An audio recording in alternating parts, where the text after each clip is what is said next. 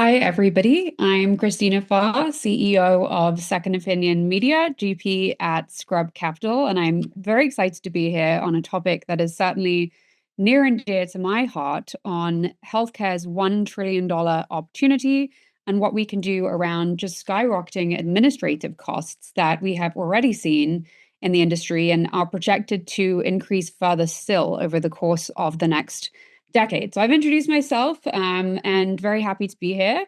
And I will let the panelists introduce themselves from here. Russ, would you like to go next? Sure. Thank you very much, Christina. Russ Branzell, I'm the CEO and president of Chime. If you don't know, we're a professional association with about 13,000 digital health leaders around the world. We're in 60 countries and represent a vast majority of the United States marketplace. Amazing. Abhinav? Hi, everyone. I'm Abhinav Shashank, co-founder and CEO at Innovator. Wonderful. And Benjamin, last but not least? Ben Cassidy with Class Research. Been with Class about 5 years, and I cover the research in the areas of value-based care, archiving, and a small piece of the AI equation. So I just wanted to start by doing some very basic scene setting of what you're all seeing today in terms of just what health systems are broadly facing, what some of the biggest challenges look like today. And then I think we can start to talk about some of the solutions from there, but really important just to set the stage of what the realities look like today. Maybe Ben, just because you spoke last, you could share some of your thoughts of what you're seeing from your vantage, and then we could just kind of continue on, just letting the audience know kind of what the realities are on the ground. Sure. I'm going to start with something that may seem a little bit paradoxical. Hear a common sentiment from many organizations that AI is going to change the world, both in healthcare and at a societal level. Lot of excitement about the art of the possible. And individuals seem to be also holding on to this ideal that AI will be the white knight in shining armor that is going to swoop in and save the day. The paradox is, at the same time, I see a lot of organizations that are reticent to adopt the technology at scale. In some cases, they're woefully uneducated on what AI is and how it's ultimately going to solve all of the problems. So I don't necessarily think that we are in a situation where people are buying wrong or ultimately looking at the wrong thing, or it feels like we've got this perfect storm of chaos and confusion in that we've got an industry that's facing ballooning costs, we've got shrinking margins, we've got organizations who view AI technology as having potential to solve for some of that, while at the same time having that reticence to go all in on the technology. On top of that, it's become table stakes for a lot of if not all of the healthcare IT vendors to say, we do AI. And you see this everywhere, whether we're talking social media, conferences that we all attend, they're bombarded constantly with solutions that are ultimately looking for the problem. And the sad part of this is it's added more to that confusion and perhaps added some decision paralysis for those that are seeking AI solutions to help them navigate the climate. I love that, Ben, that you said that, because that seems so crucial. And I've heard it said many times that really, if anything is moving past the office of the CFO these days, it's got to be a hair on fire problem. It can't just be a nice to have.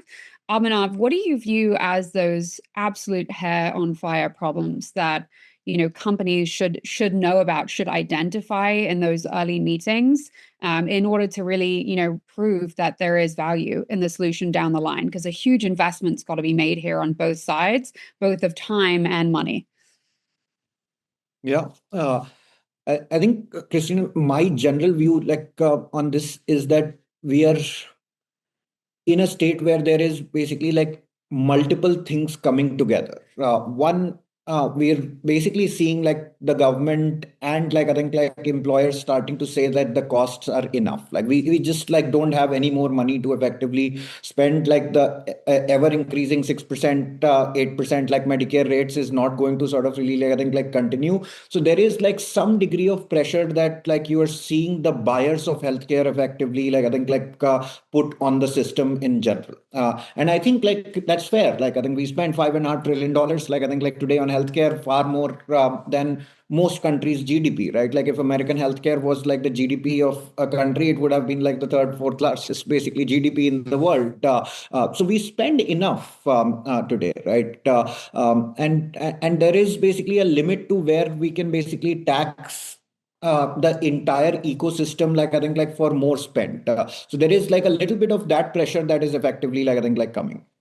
With that pressure effectively, like I think, like coming into place, we are now starting to see also on the other hand, like that the margins of health systems are like 1%, 2% negative in most cases, per se. Like so where is like I think like all of this leading to is that it's leading to more work for basically like a workforce that effectively is like anyways like I think like burnt out. So all of these three things are just like I think like coming together right now, and I think like leaders are feeling like, what do I even do? Like we've invested like billions of dollars in like I think like upgrading technology. We've basically like I think all this promise of like I think like tech and like I think this solution, that solution, like but where is this all going? Like healthcare probably is the only industry where we invested so much in technology and productivity reduced, right? Like every other industry, like we saw this huge boom of productivity sort of really come in when technology led solutions were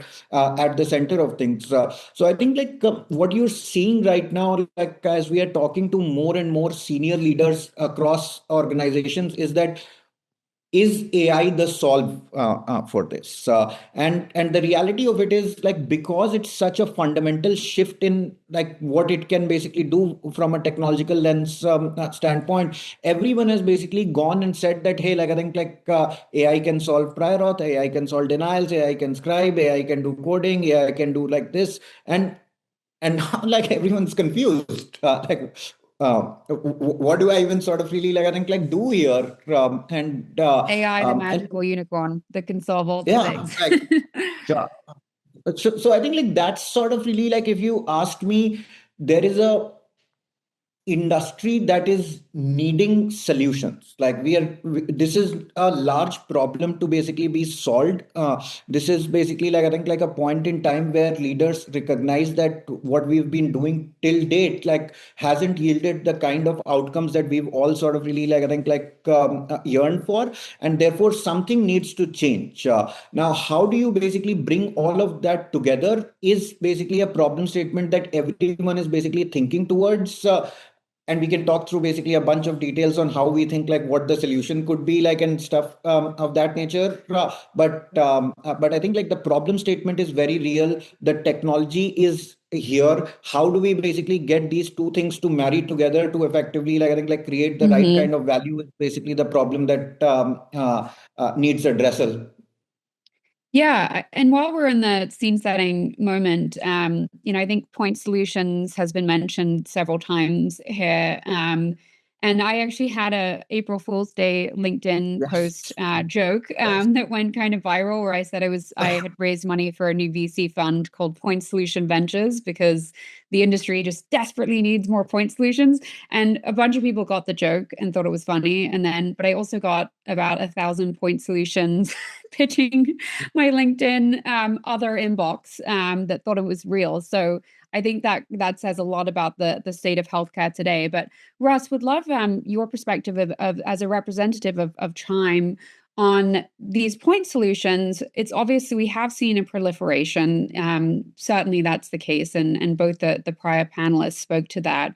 Where do you think we go from here on that proliferation? What are you hearing from the industry about how do we make sense of all these different solutions? Do you think we're in a moment where we need to think through kind of which of the solutions should survive the next era? What are you hearing from your own members, just in your vantage in the industry?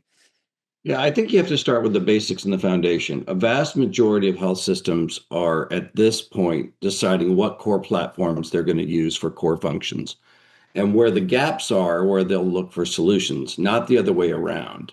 One of our probably smartest members said it very well. We are not lacking solutions in healthcare at this point. What we're lacking is clear adoption and utilization of the tools and solutions we already have. Thinking that we don't have point solutions today already in healthcare is a little bit of a fool's thought. If you look at an average large health system, whatever, pick your number, $10 billion health system, they have somewhere between 500 and 1,500 clinical systems alone. If you add biomedical equipment on it, you're probably dealing with 10,000 additional core solutions within their environment.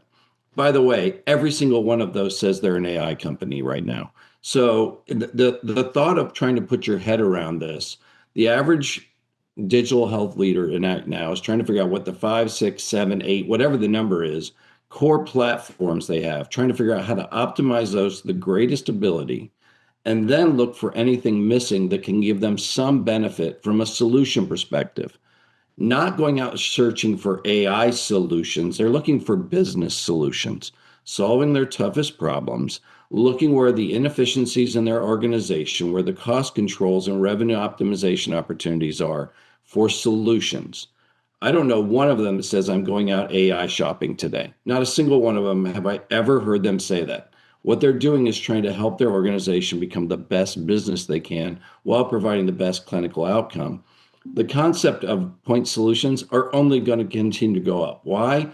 Because seed venture capital, private equity money is going to fund those. They're not going to go fund the big ones don't need money. So where is the money going to go? Point solutions and trying to figure out where to get them in the marketplace. And by the way, that is not a new phenomenon. I mean, how long ago was it? And I'm sure Ben knows because he was probably doing research on it.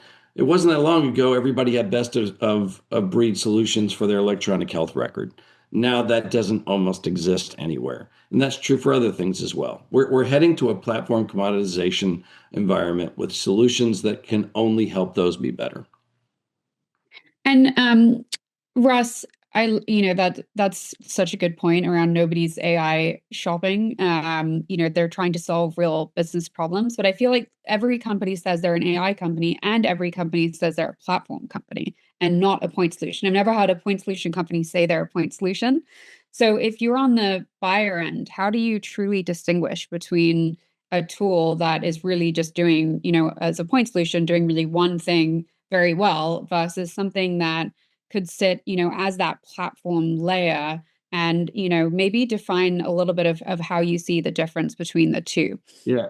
We actually survey our members every year through the Digital Health Most Wired survey. I think if it's not the largest, it's one of the largest digital health surveys in the world. Nearly 100,000 entities participate in that survey. One of the questions we ask them is, where are you deciding on platforms?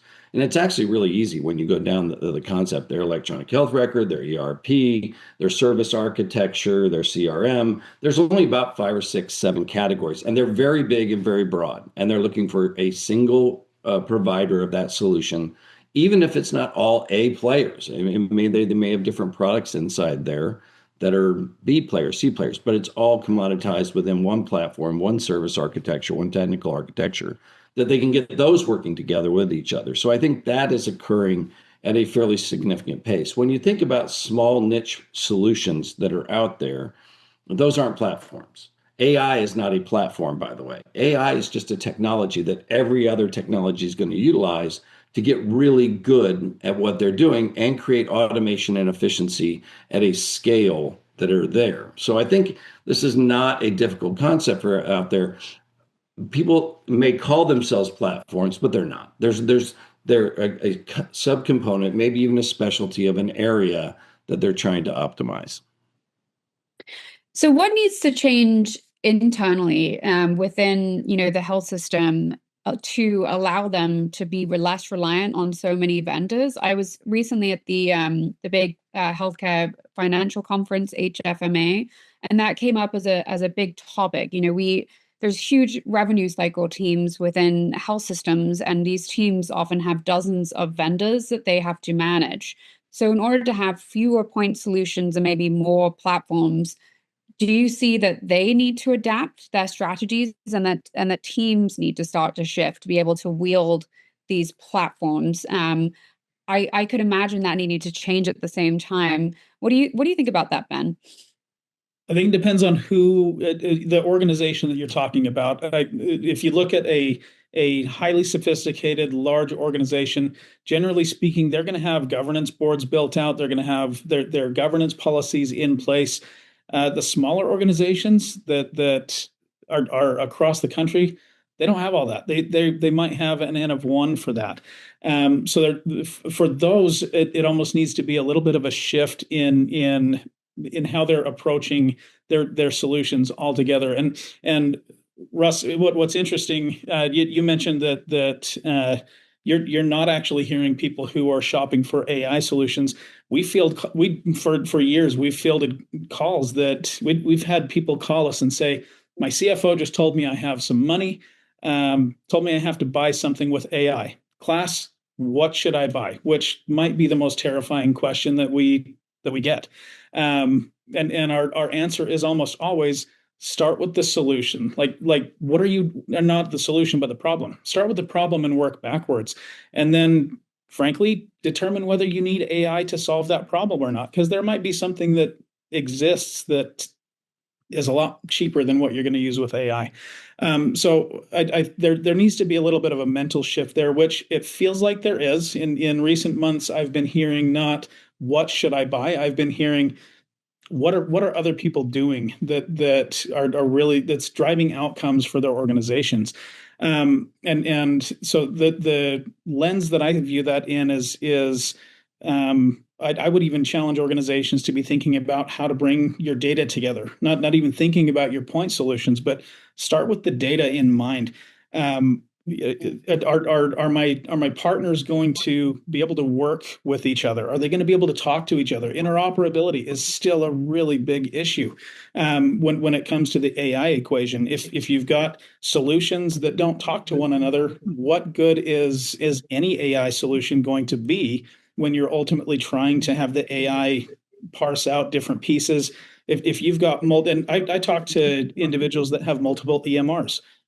Multiple revenue cycle components that, depending on whether you're talking to their ambulatory clinics or their small acute clinics, they're all the same organization, but they all have different tools and they don't always play nice together. And ultimately, if they can't get that underlying data source to be accessible and readable, to even think that you're going to put together a cohesive AI strategy and have it work is a little bit bonkers. That gives me like a stress and anxiety heart attack thinking about one organization, multiple EMRs. My watch just notified me that my blood pressure is a little high. Oh my God. So we're all having that reaction. And by the way, I love that people are starting to submit questions. So we do have time for that at the end. So keep them coming. And thank you to David Gruber for submitting the first question. Abhinav, I think a really key thing that Ben just said was data. He mentioned that word. And it's interesting because we've been spending a lot of time at Second Opinion thinking about this topic of interoperability, just like how do you get access to the data and ensure it is being shared. We had a CMIO talk with us for an upcoming panel on the topic, and he said this used to be like honestly priority number like 150, and now it's priority number 1, 2, and 3 because of everything that we're trying to do with AI. You need to have data to be able to build good models. So Abhinav, can you talk to us about now just this the importance you're seeing of good quality, high quality data, some of the historical challenges with accessing it that you see in healthcare that maybe you don't see in other industries, and then just give us some tactics and case studies from the field of how you're seeing health systems start to really convene, collate some of this data, especially to Ben's point, one organization, multiple EMRs, this could even be challenging within your own system, let alone getting data from anywhere else in the industry. Yeah.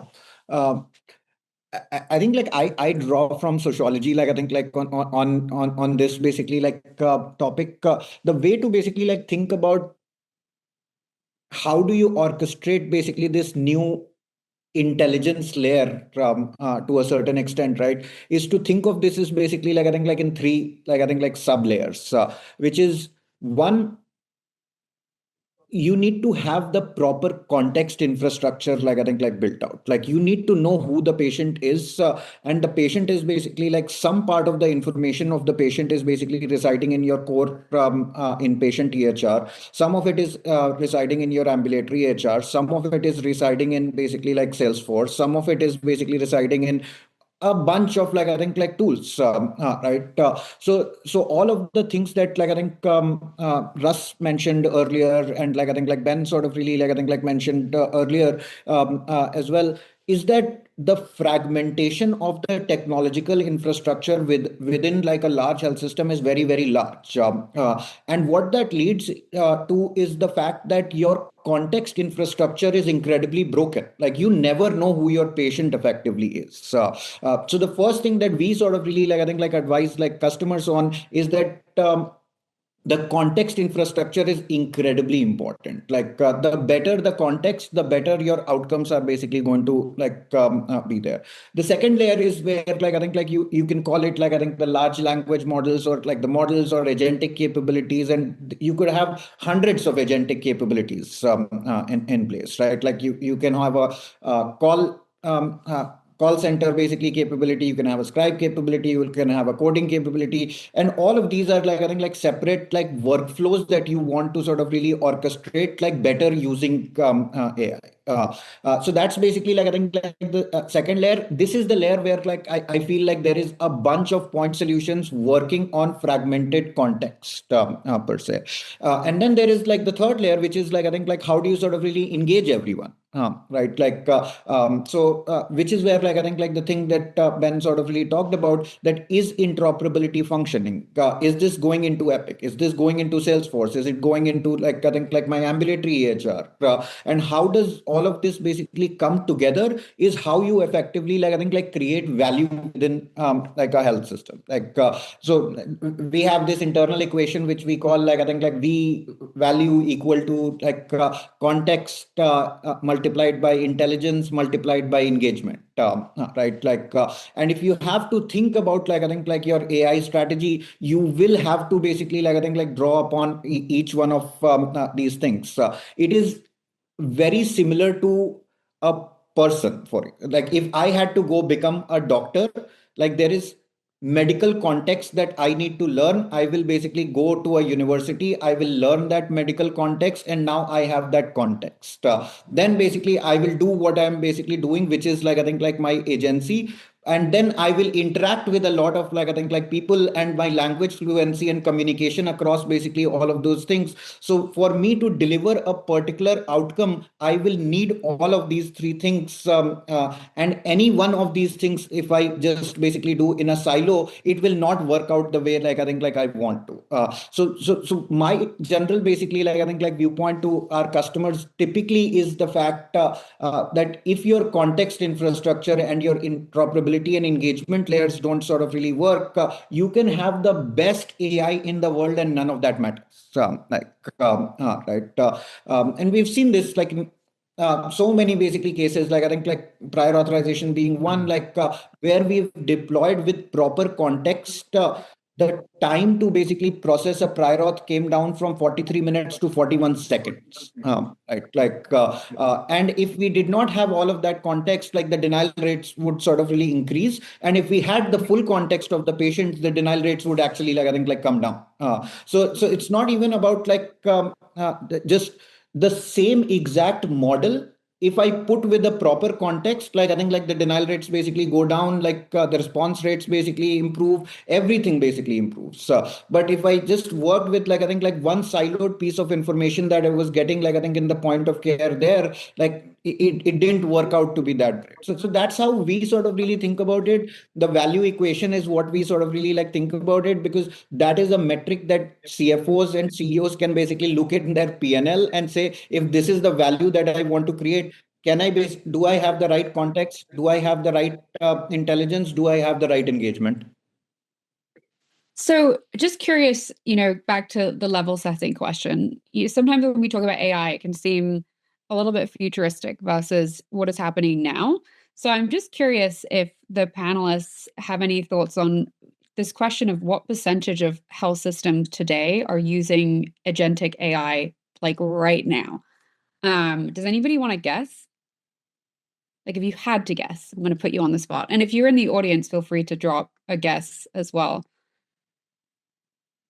Well, I I don't would have argue to say nearly all of them if they're using You a say all modern of them. EHR. Or if they're using a modern EHR, all of them are using some component in there that has been integrated in it. So if you look back at high tech and what the numbers are, at least from a hospital perspective, almost every hospital in the country is on an EHR, a modern EHR. So a vast majority. And now I can't speak to medical groups. That's probably a little bit lower number, but even medical groups of decent size are on electronic health records. It's a great So they're point, and using it's because it's through something. the They're using EHR. Okay. something. It may not be fully integrated throughout their practice. And what would you say in terms of that deeper integration that's beyond just the level of because they have an EHR, where they're truly embracing it? And I realize I'm totally putting you all on the spot, but well, I'm just curious where we're at. An undefinable thing. I think any size health system is attempting to ramp up their utilization here to some degree. And Yeah, and I would have answered that. Sorry, Christina, please. Go ahead. I was just going to answer. I would answer that there's pockets. There's a lot of pockets out.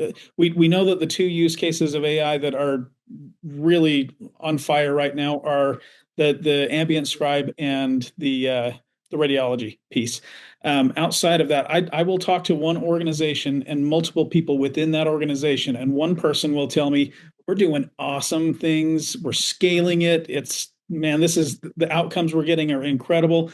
I will talk to a different person in that same organization, and they'll say, I don't think we're doing anything. And so that like the question becomes how I would even change the question to how many health systems know that they're using agentic, because the reality is That's such we a have good question. I love it. we have a scaling issue here and an adoption issue that's very real.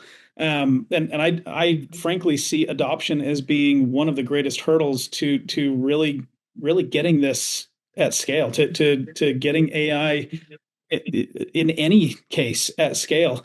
Whether we're talking, the security question, the privacy question, if we're talking the I don't want my job to be taken by AI, like there's a lot of reasons why adoption is really low and it's really slow. If we can get beyond that, I think we'll be able to realistically ask that question of how many organizations are using some form of agentic outside of your built-in use cases of the EHR. Yeah, that's a really good caveat. And maybe related to that, Ben, I'm going to put you on the spot again and to ask you, because I get a lot of health systems telling me, we're all in on AI, and I say, well, how have you staffed it? And they say, some of them say, oh, well, we have a chief AI officer, and then I'll say, what's the P&L for that individual, or is that a person that just speaks on stages? And it can be very different, depending on what health system you ask. Some of them literally have $1 billion behind the P&L of this individual, and it's a top priority within the organization. And this person is recruiting out of the best tech companies, some of the top engineering talent. And then at others, it seems like much more of a sort of evangelist. That it's a little bit like the chief digital officer, the chief innovation officers of yore, that really didn't have the power and influence that it seemed like they might to the outside world. So how do you parcel that, Ben, from the outside? And then what questions are you asking of health systems to find out, how real is this, and how much are they actually doing internally versus, thinking about it, talking about it? This has been a question that has kept several of us at class up at night, because parsing that out, it feels like an insurmountable task by virtue of the fact that I will talk to I have a conversation every year where I lead a tabletop at our digital health investment symposium, and I generally always leave about 7 to 10 minutes at the end to ask a very open-ended general question, and that is, what do you need from your vendors? You've got two or three vendors sitting right here in front of you. What do you need from them? The response is always kind of, well, that's a general question. Yeah, it's intentionally kind of vague. The responses have tended to be the same. If I talk to the large health system, they're going to say, I have 1,000 things pushed my way. I don't care what your features are. I don't care what your functions are. Tell me what problem you're going to solve and then how you're going to solve it. And then tell me what the ROI is. The smaller systems, this is where we get a lot of variation. The small health systems will say, I don't know where my gaps are. I don't have an IT team. I don't have people working around the clock.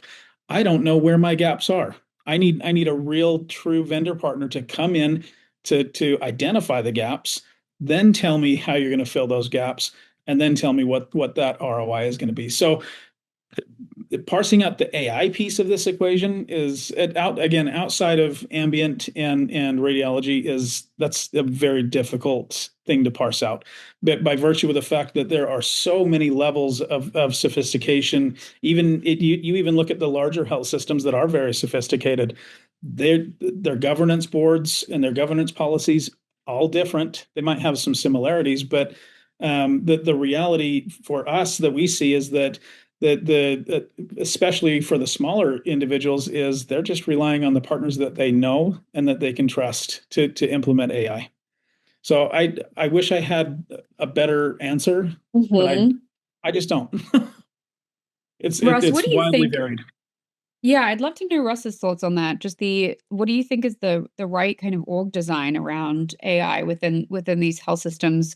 Is it the chief AI officer? Is it, to Ben's point, at a smaller health system, there's nobody really. They need that vendor still to come in because there's just a lack of personnel in general.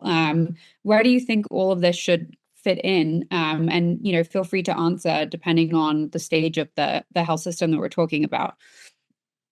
If you see one health system, you see one health system. Now they share a lot and they copy a lot and they do a really good job in an appropriate way of stealing from each other best practice the best they can. And I do think Ben's representation of the large have resources and academic push and dollars sometimes that can scale at a bigger, but even the tiny ones, I think the difference there is the scale's different. We have a person on our board. She is the Chief Innovation Officer, Chief Information Officer, the CISO, Chief Digital Officer, the Chief AI Officer. And she's doing many of the things that a very large academic health system is doing just on a very, very small scale. So I don't think there's a right answer.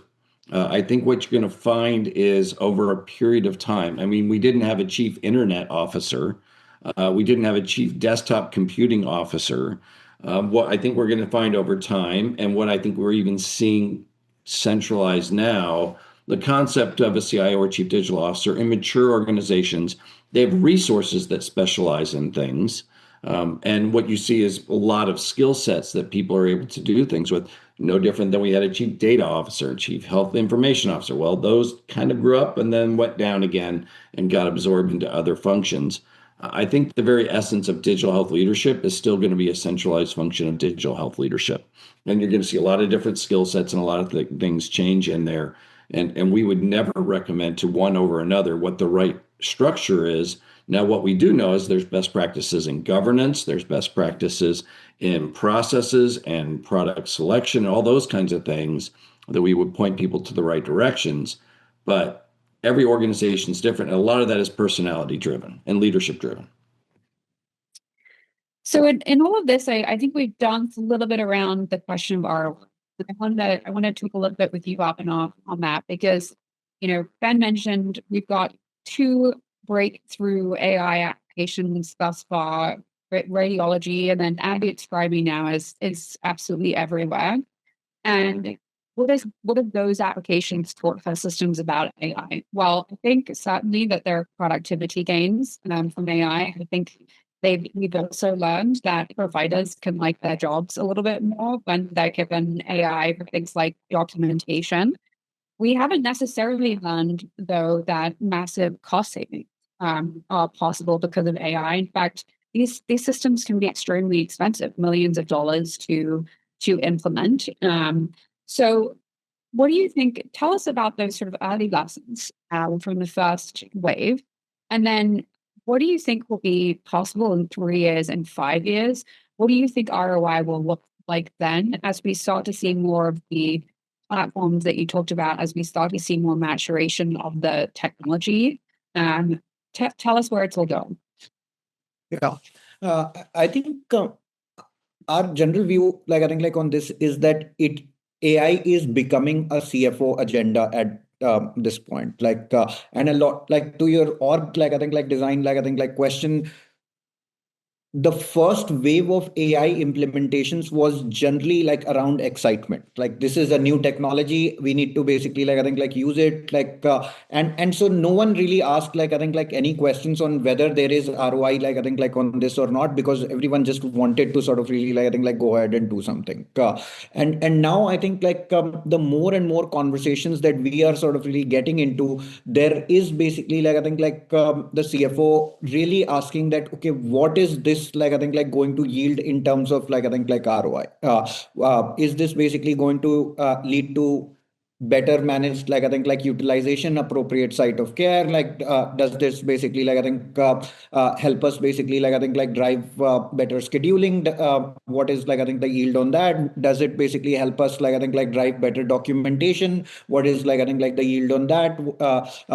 Do we sort of really like I think start thinking about all of the missed appointments, length of stay, like I think themes? So this is actually becoming a lot more of a CFO PNL construction capability. That what does my PNL effectively look like with AI? What does my PNL effectively look like without AI? Right. And I think like a lot of the job that like us and like a lot of companies like us have to basically like I think like think through is that you have to have a clear line of sight on how does it change the PNL of your customer.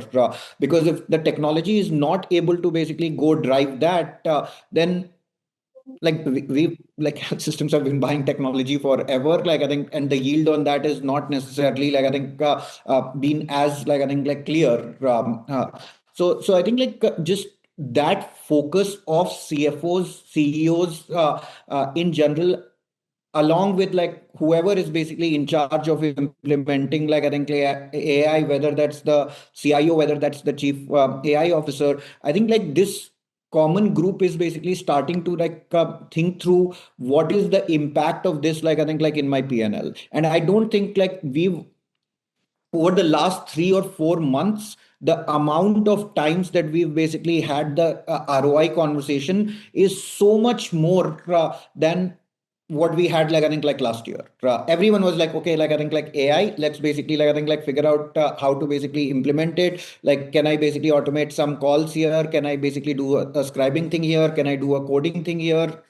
And right now, like I think a lot of the conversations that we are having is actually with CFOs basically building out business cases on what does it basically look like?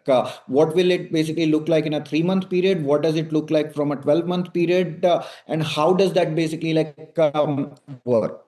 So that's been at least a major shift that we've sort of really like I think seen that people are not necessarily thinking of AI just as a technology purchase. They are really starting to think of this as a operational model shift. And therefore we think like I think like over a longer term period, the vendors that will be able to deliver a business case with their product, that this is like I think the quantifiable movement that we will sort of really drive for you, are the ones that are going to consolidate and basically like I think become platforms, versus everyone else who basically like was okay, like I think like I'll do like I think this shiny thing because it's .ai.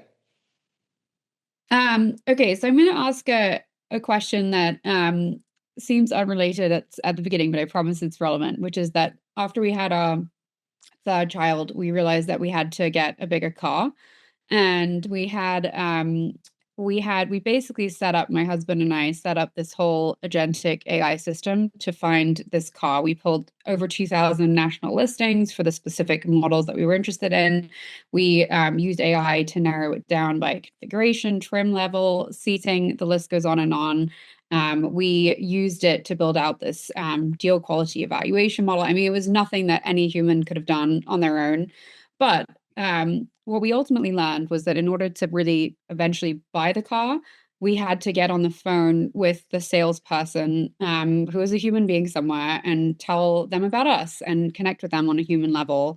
And that was what saved us about $6,000 on a car that ended up getting transported from Michigan to New York.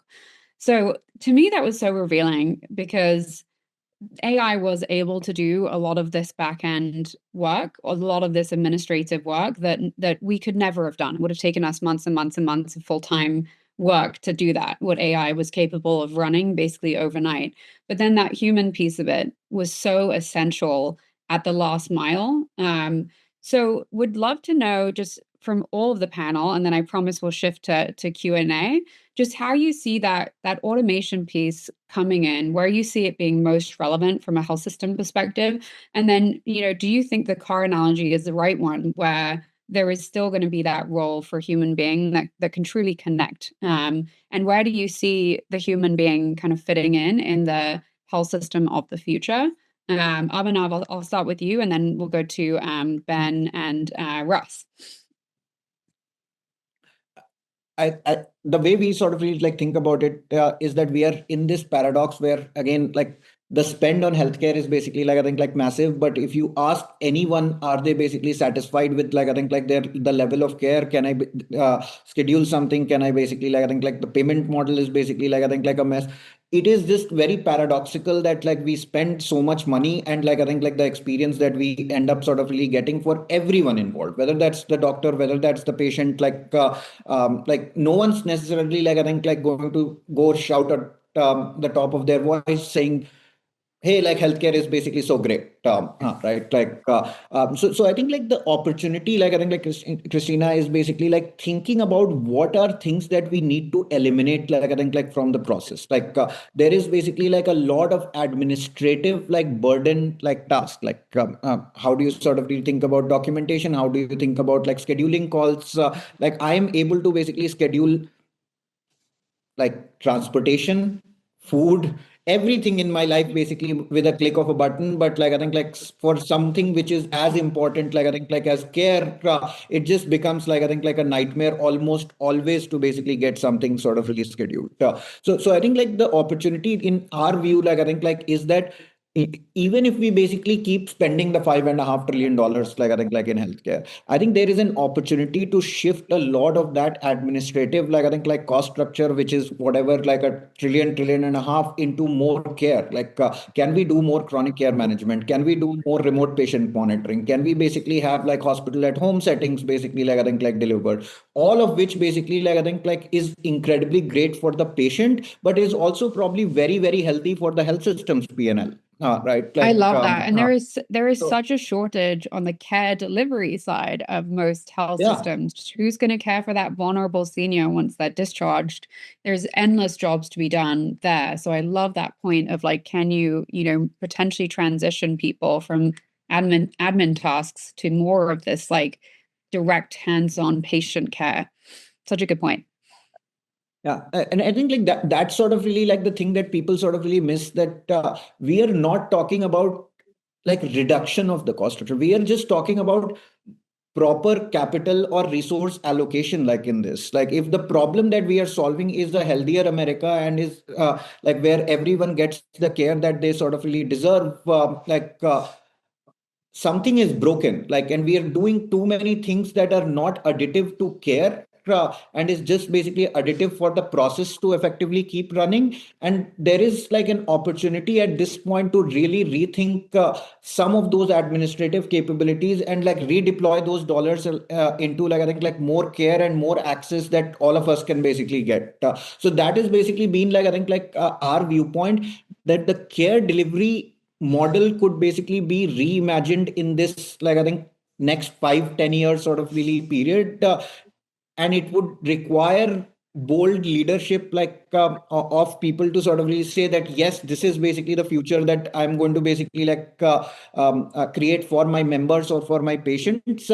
And if you do that on every P&L element for you, it's going to look better. Like it is just going to look better. Like the health system will basically make more money. Like the insurers would basically have lower administrative cost structure. So probably EBITDA is sort of really better. The patient will get the care that they basically wanted. We will all basically be like, I think, living healthier lives because chronic care management would sort of really be happening. So all of these things are actually going to like yield into positive outcomes and net positive for every stakeholder like involved. But somehow we basically get caught up, like I think, like in the fact that no, we have to basically type everything that we need to do and spend $1.5 trillion in just basically typing away our lives.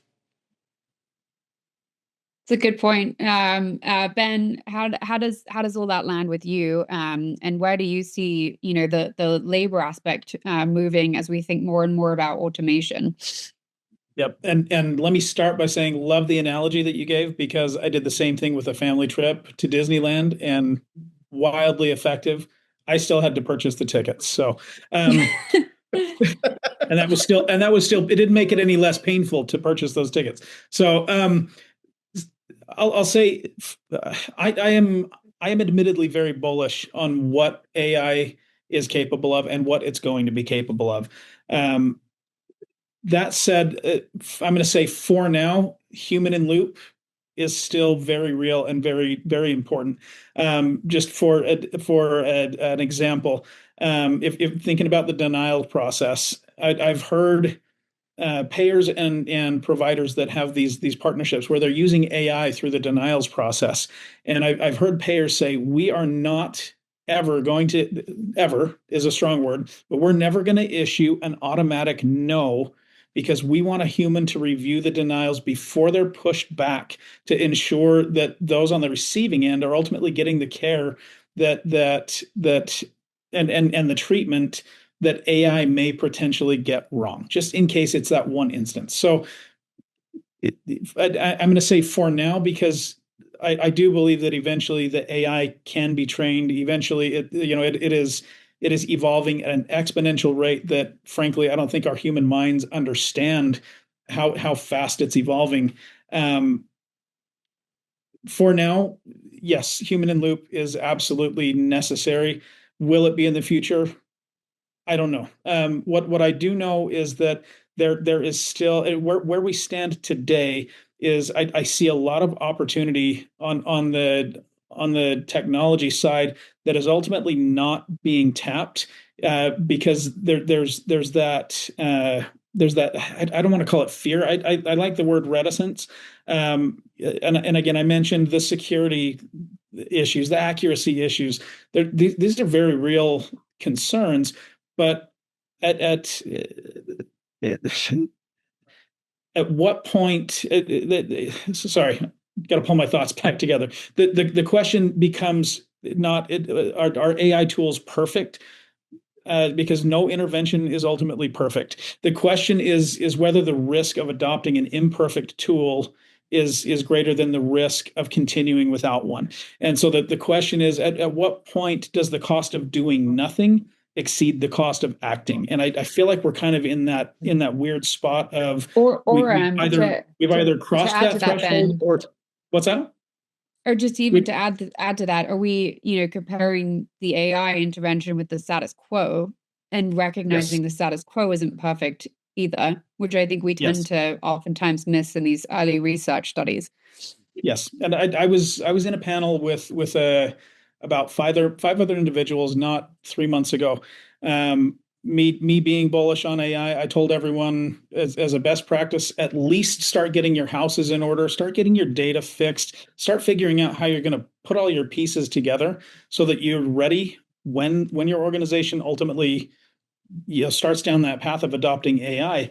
I had a physician really push back hard, and he says, no, it's not there yet. It has to be 100% accurate before we're willing to do anything with it.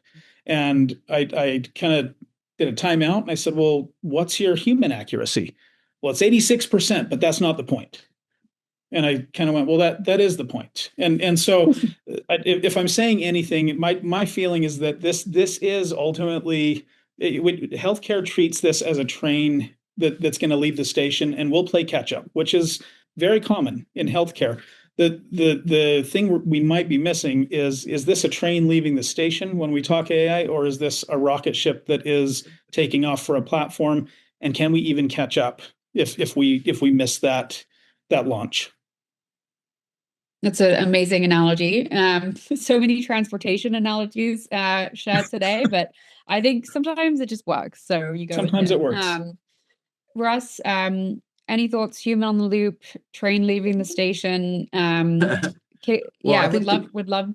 Yeah, share with us. so the fundamental question is this radical change to healthcare going to happen with the current health systems and leaders, or is it going to happen to them?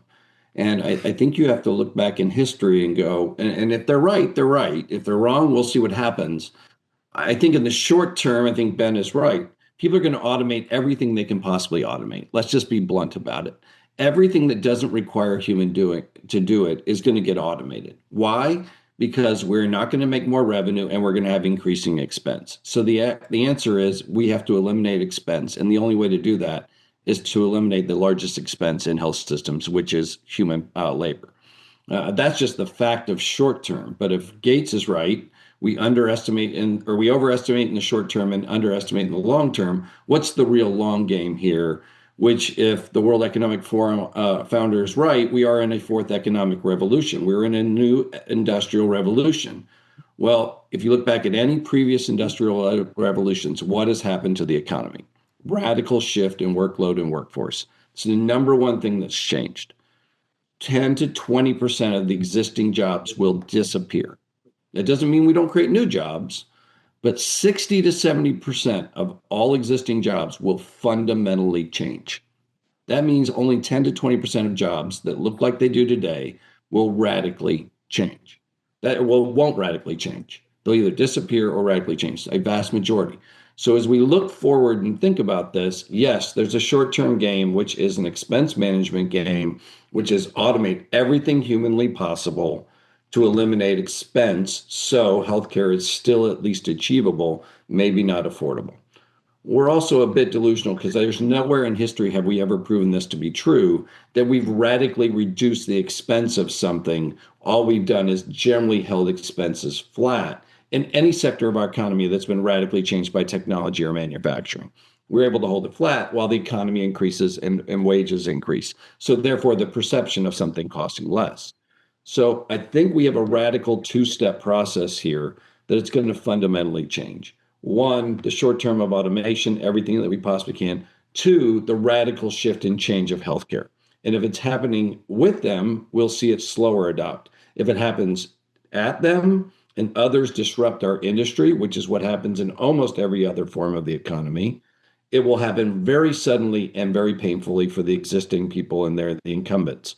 Because almost never, if you study anything about economics, almost never is the incumbent the one that creates the disruption. It's somebody from the outside.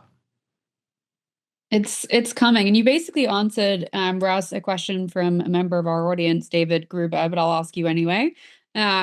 He asks, what is the real rate of change with AI? Are we in some kind of a hype cycle now, but we should really be waiting 3 to 5 years to see what's possible with full implementation? I think this radically goes to your temperament for change.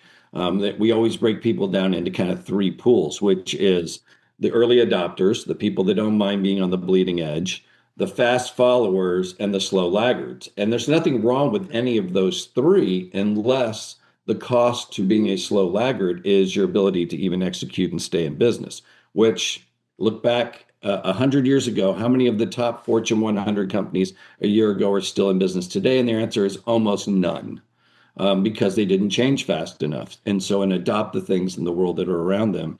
So I do think what we're going to see is organizations at different paces and their ability to absorb that kind of painful change at the beginning versus proven solutions, which is what some organizations, actually probably a vast majority of organizations, are going to wait for this to either be in their core vendor suite, and they'll take those products, or they'll slowly adopt or even sometimes fast adopt as others have gone through that painful cycle.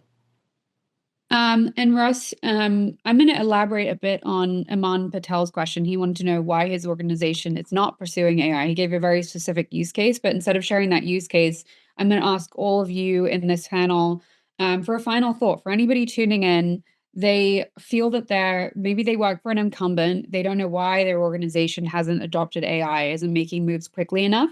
Do you have advice for that individual to go about kind of running that up the chain and getting their organization to at least be willing to kind of hear the good word on what's possible with AI, even if, institutionally there is a lot of fear and resistance?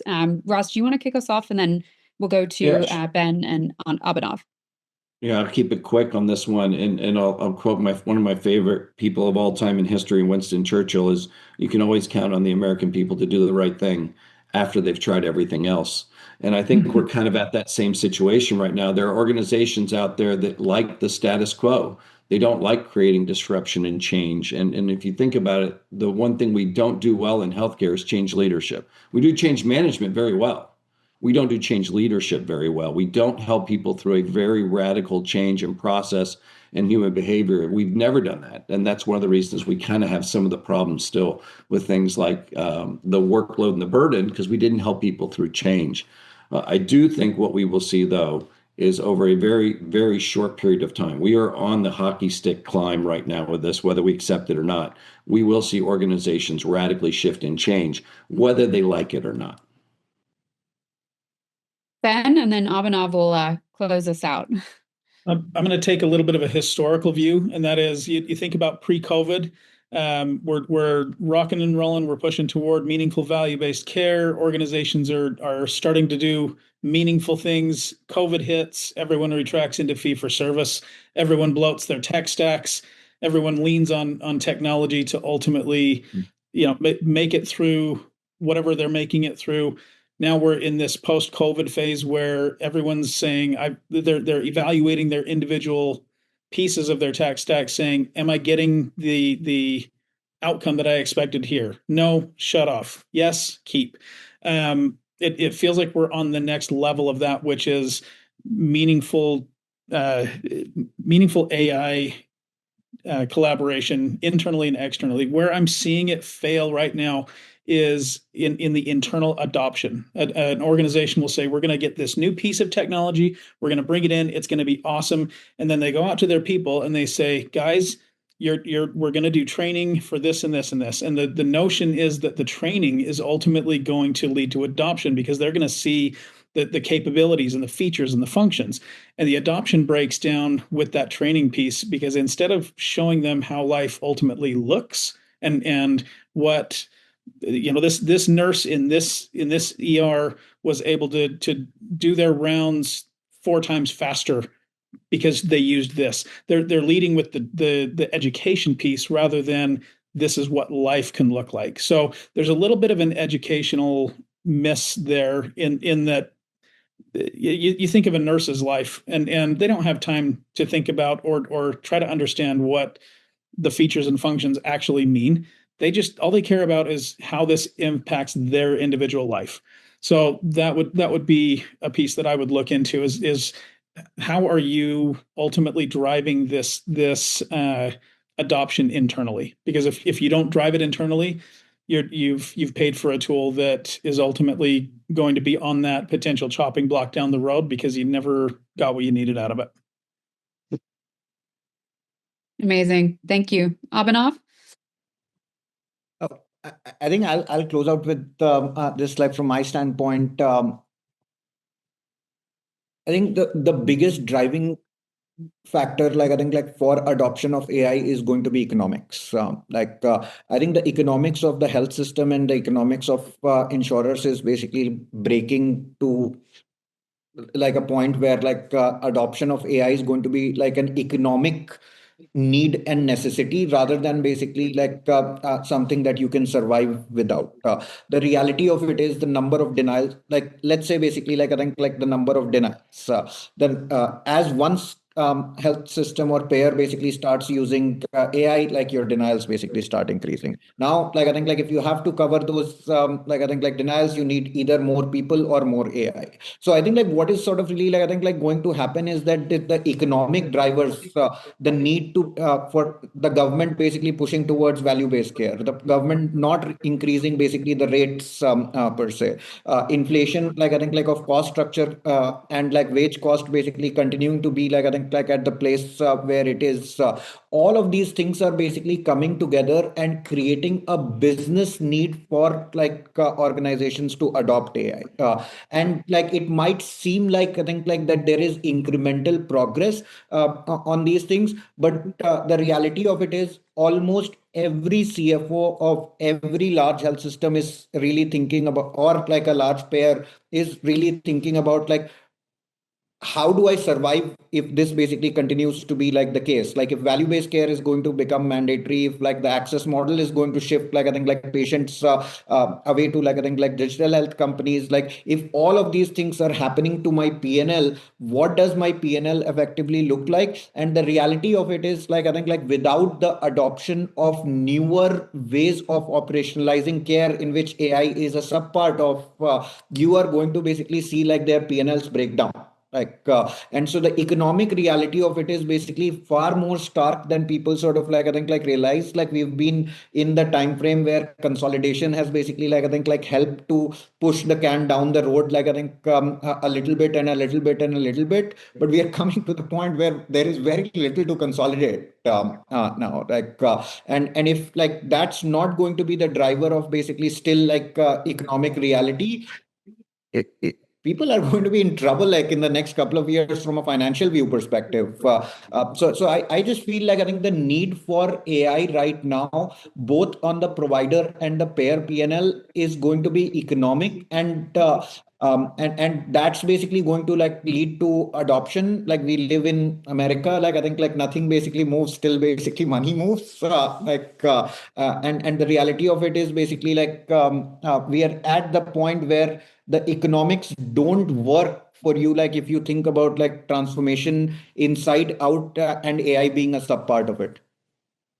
Well, thank you. I'm going to end on a note of Russ to say I'm also a huge Winston Churchill fan, even named my cat Winston. And I'll leave you with another quote from Winston Churchill, which is, "Success is stumbling from failure to failure with no loss of enthusiasm." So I think that sums up what we have ahead of us in health technology. But everybody on this panel and I myself am convinced that AI will play an enormous role in creating a system that we all deserve. So really appreciate the time of everybody today. And thanks to the audience for tuning in. Loved all the questions. We didn't get to all of them, but I'm sure the panel would love to answer them offline. So thanks again, everybody. Thank you. Take care. Thank you.